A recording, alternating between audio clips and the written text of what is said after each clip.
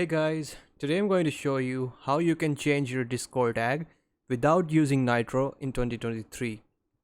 And without much ado, let's get straight into the video. So first of all, we need to open the Discord app. Once the app opened, you need to go here and click on user settings. And here where it says my account, you remember there was an option to change your username along with your tag, where you would have to pay a subscription fee on the Nitro in order to change the user tag according to your preference. But that option is no more. They have implemented a new option, which is a username. And here, if you click the edit button, you can add any username you want, and you don't even need Discord Nitro for this. It's crazy, right?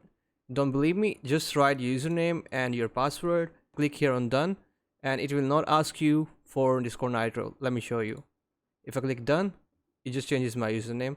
Well, it didn't ask me for a password because I didn't write anything else here, but if I do, it will ask me for my password. And if I write my password, it's gonna continue and change my username. Well, that was it for today's video. Hope this video helped you. Also, you should definitely check out this video, and if you took value, let us know or give it a like and subscribe.